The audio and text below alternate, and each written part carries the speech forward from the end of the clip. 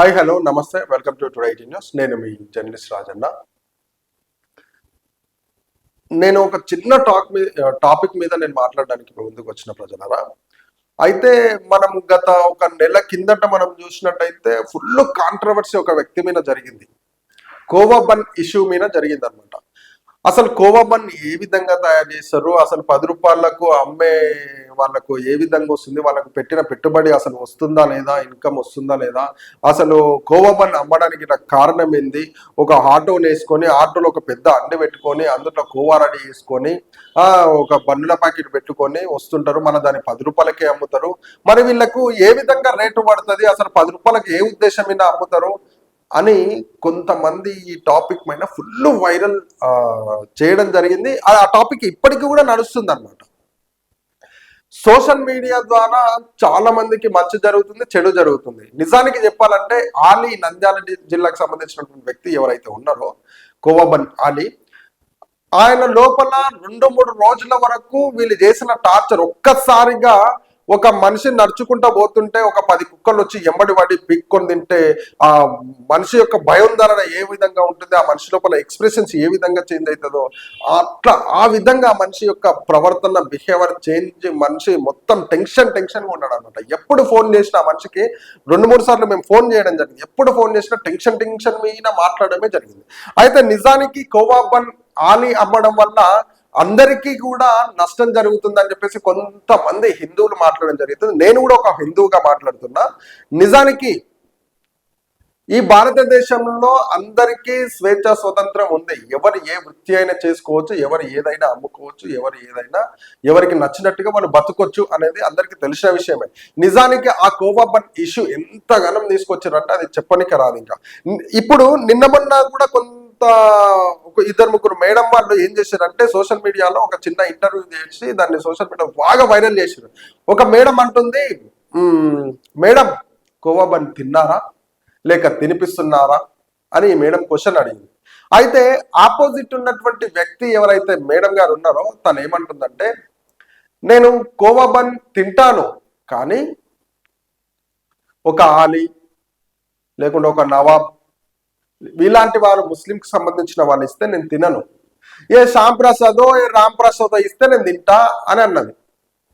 అయితే నిజానికి ఆ శ్యామ్ ప్రసాద్, రామ్ ప్రసాద్ అమ్మినటువంటి బన్నులు సికింద్రాబాద్ లో కొన్ని పాల కేంద్రాలకు దగ్గరికి మేము వెళ్ళడం జరిగింది. రెగ్యులర్ గా ఒక పాల కేంద్రం కాడికి వెళ్ళి మేము పాలు తర్వాత బన్నులు తెచ్చుకోవడం జరిగింది. అయితే ఆ వ్యక్తికి ఇంతకు ముందు కూడా మేము సజెషన్ ఇచ్చినాం, బ్రదర్ ఇలాంటి చిన్న చిన్న మిస్టేక్స్ ఎక్కడికో దారి చేస్తాయి కాబట్టి కొంచెం మీరు సరైన విధానంలో నడుచుకోండి. కొంచెం మీరు అమ్మే పాలల్లో ఏమైనా కల్తీ ఉందా, లేకుంటే అవి ఖరాబ్ అయినాయా, లేకుంటే మంచిగా ఉన్నాయా అని చెప్పడం జరిగింది అనమాట.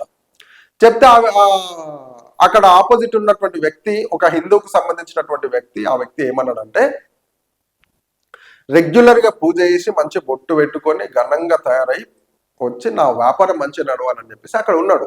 అయితే ఆ వ్యక్తి పాలు నాకు ఇచ్చినప్పుడు నేను తీసుకొని పోయి మళ్ళీ ఇక్కడ పాలు టీ పెట్టడానికి ప్రయత్నించి ఆ టీ పెట్టిన తర్వాత దాన్ని నేనేం చేసినంటే చూసిన అనమాట. కలపడం మొదలు పెట్టినప్పుడు పాలు మొత్తం చిట్లిపోయినాయి అనమాట. చిట్లిపోయినప్పుడు దాని మీద ఎక్స్పైర్ డేట్ అయిపోయినట్టుగా మనం చూసినాం.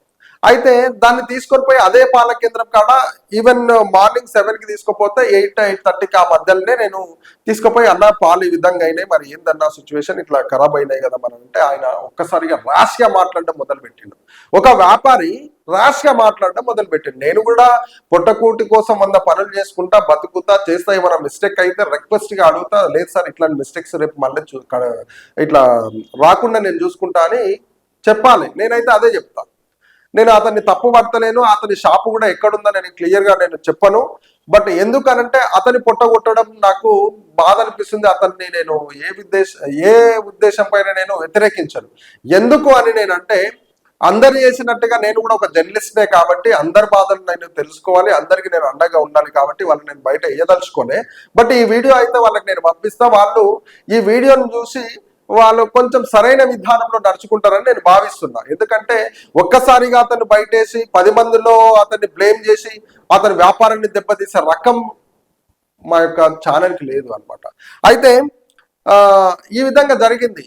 పాలు తీసుకుపోయినప్పుడు ర్యాష్ గా సమాధానం చెప్పిండు. సరే నేను చెప్పేసి నేను లైట్ తీసుకున్నా, రావడం జరిగింది. మళ్ళీ 2 రోజుల కిందట ఏమైందంటే పాలు ప్లస్ బ్రెడ్ 2 తీసుకొని రావడం జరిగింది.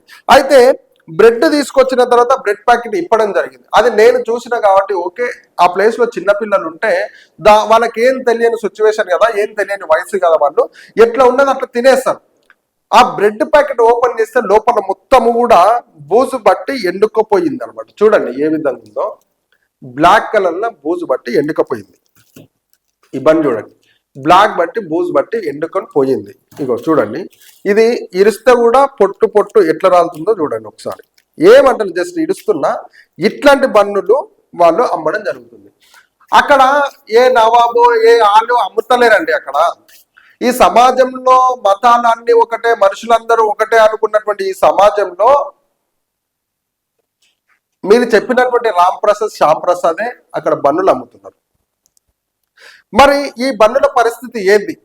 వీళ్ళపై చర్యలు తీసుకొని మా ఛానల్ కూడా వాళ్ళను బయటికి తీసి బ్లేమ్ చేస్తే వాళ్ళ పరిస్థితి ఏముంది, వాళ్ళ బతుకు ఏ విధంగా చేంజ్ అవుతుంది ఒక్కసారిగా. వాళ్ళపై ఒక్కసారిగా మనుషులు ఎంత దారుణంగా దాడి చేయడానికి పాల్పడతారు ఒకసారి ఆలోచించండి. అసలు సమాజం ఎటు పోతుంది, అసలు మనం ఏం చేస్తున్నాం? ఇప్పుడు ఉన్నటువంటి ఈ సమాజంలో భారతీయులందరూ మనం అందరం ఒకటే, మనుషులందరూ మనం ఒకటే. ఇప్పుడు నిజానికి చూసినట్టయితే మతాలకు సంబంధించి ఎవరు కూడా పనులు చేస్తలేరు, కులాలకు సంబంధించి కూడా ఎవరికి పనులు చేస్తలేరు. ఒక శాఖలో ఒక బట్టలు ఉతుకుతున్నారంటే శాఖలోకి ధీటుగా ఇంకొకరు కూడా వేరే కులానికి తెచ్చి కూడా అదొక వృత్తి కదా, మేము కూడా చేయడంలో తప్పేముందని చెప్పి ఇస్త్రీ చేస్తున్నారు, బట్టలు ఉతుకుతున్నారు. ఒక చెప్పులు కుట్టేవాడు ఆపోజిట్ ఉన్నటువంటి కులస్తుడు కూడా చెప్పులు ఆయన్నే ఎందుకు కుట్టాలి, ఆ చెప్పులు కుట్టే ఆ టాలెంట్ నా లోపల ఉంది కూడా, నేను కూడా ఎందుకు కుట్టొద్దు అని చెప్పేసి ఆపోజిట్ ఉన్నటువంటి కూడా చెప్పులు కుడుతున్నారు. అనేకమైనటువంటి రంగాల్లో షాపులు కూడా పెడుతున్నారు. టైలర్స్ చూసుకున్నట్టయితే టైలర్ షాపుల్లో అందరికీ ఉన్నాయి, అందరు బట్టలు కుడతారు. అనేక రంగాల్లో ఉన్నటువంటి మతాలకు సంబంధించినటువంటి వ్యక్తులు కూడా టైలర్ షాపులు పెట్టి బట్టలు కుట్టే ప్రయత్నం చేస్తారు, బట్టలు కుడుతున్నారు కూడా ఈ సమాజంలో. అంటే కుల మతాలకు అతీతంగా పనులు జరుగుతున్నాయి, కుల మతాలకు విభేదంగా ఏ పనులు కూడా జరగకుండా అక్కడనే ఆగిపోతలేవు. కాబట్టి ఎవరైతే ఆలిమీన దుష్పచార్యాలు చేసి ఈ బండ్లు తినడం వల్ల, ఈ కొవ్వ బండ్ల ఏ రైజిన్ కలిపిండో, వాడు ఏ అమెరికాలో పోయి చదువుకొచ్చుకున్నాడు, వాడు ఉచ్చవోషిండో తెలియదు, ఉమ్మిండో తెలియదు అని ఈ మాటలు ఏమన్నా ఉంటే మీరు మీ అదుపులో మీ మనసులో పెట్టుకోండి. ఎందుకు ఇది చెప్తుందంటే, ఈ రోజు నేను తెచ్చిన బన్ను ఒక హిందువుగా నేను కూడా ఏమంటున్నంటే, మీరు చెప్పినటువంటి రామ్ ప్రసాద్ శ్యామ్ ప్రసాద్ దగ్గరనే ఈ బన్నులు తేవడం జరిగింది. కానీ ఈ బన్నులు చూడండి ఉట్టిగా ఇరిగిపోతున్నాయి. ఏం లేదు ఈ బన్నుల్లో, ఏం లేవు, మొత్తం ఇగో బూజు పట్టిపోయినాయి బన్నులు. ఈ బన్నులు తీసుకుపోయి అదే షాప్ కాడ నేను గొడవ చేస్తే అక్కడ ఉన్నటువంటి వ్యాపారం ఎంత దెబ్బతింటది? ఇన్ ఫ్యూచర్ లో ఎక్కడైనా షాప్ పెట్టి అమ్ముకోగలుగుతాడా? ఆ ఫేస్ ఒక్కసారి సోషల్ మీడియాలో ఫుల్ వైరల్ అయ్యింది అనుకో, ఆ ఫేస్ ఎక్కడైనా మళ్ళీ పోయి ఒక షాప్ పెట్టుకునే ప్రయత్నం చేస్తే వీని దగ్గర అన్ని డబ్బి దొరుకుతాయిరా, ఎక్స్పైరీ డేట్ అమ్ముతారా వీడు, వీని దగ్గరికి ఎవరు కూడా పోవద్దని ఆ వ్యాపారి దగ్గరికి ఎవరైనా వెళ్తారా? కాబట్టి సోషల్ మీడియాలో ఉన్నటువంటి పెద్ద పెద్ద వ్యక్తులు అక్క, నేను ఎవరిని కూడా తప్పు పట్టట్లేదు అక్క, మీరు అన్న మాటల్లో కూడా వాస్తవమే. కాకపోతే పెద్ద పెద్ద వ్యాపారస్తులను పట్టుబడదాం, పెద్ద పెద్ద వ్యాపారస్తులను మార్చే ప్రయత్నం చేద్దాం. కానీ తెలిసి తెలియని వాళ్ళు కొందరు ఏదో పుట్టకుట్టి కోసం బతకడానికి కోసం ఈ రోజు మట్టి పని చేసి ఎట్టి కష్టం చేసి 600-700 సంపాదించడం కన్నా ఇట్లాంటి చిన్న షాప్ పెట్టుకొని ఏదో 300-400 వచ్చిన సంతృప్తిగా బతుకుతాం, సంతృప్తిగా తింటాము అనే వ్యక్తులు కూడా ఈ సమాజంలో బతుకుతున్నారక్క.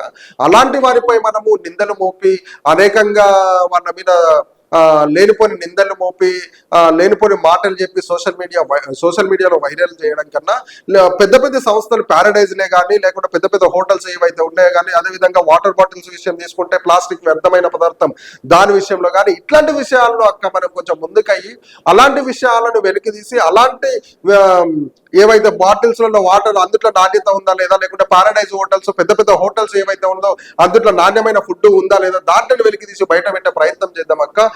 ఇప్పుడు కోవా బన్ను అంటున్నారు, కోవా బన్ను వేసేది కొంచెమే, అందులో రవ ఎక్కువ కలుపుతారని అందరికీ తెలిసిన విషయమే. దాన్ని ఇప్పుడు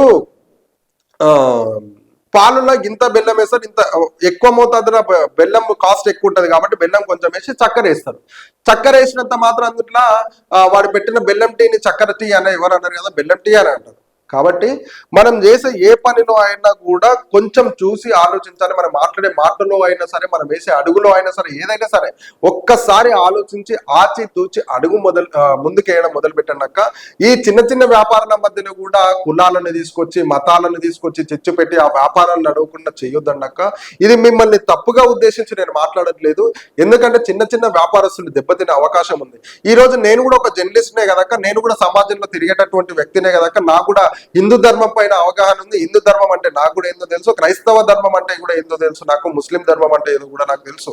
అన్ని ధర్మాల గురించి నేను గుప్పెట్లు పెట్టుకొని అన్ని మతాల మధ్యలో చిచ్చు పెడతంటే నేను కాదక్క. వ్యాపారాలు దెబ్బతింటాయి, వాళ్ళ కడుపును కొట్టినట్టు మనం అవుతుంది. కాబట్టి ప్రతి ఒక్కటి దృష్టిలో పెట్టుకోండి. ఎందుకంటే ఆ రోజు కోవాబన్న ఆలి ఎవరైతే ఉన్నారో ఆయనపై చేసినటువంటి, ఈ రోజు ఎవరైనా ముస్లిమ్స్ కానీ ఇంకెవరైనా పగబట్టి ఈ ఇక్కడ ఉన్నటువంటి అదే శ్యామ్ ప్రసాద్ మీద, రామ్ ప్రసాద్ మీద చేస్తే ఆయన వ్యాపారం ఎంతగా దెబ్బతింటుందో ఒకసారి ఆలోచించండి అక్క. కాబట్టి ఇప్పుడైనా సరే మీరు వేసే ప్రతి అడుగు, మీరు మాట్లాడే ప్రతి మాట ఆచి తూచి ముందుకేయమని చెప్పేసి నేను మా టుడే న్యూస్ ఛానల్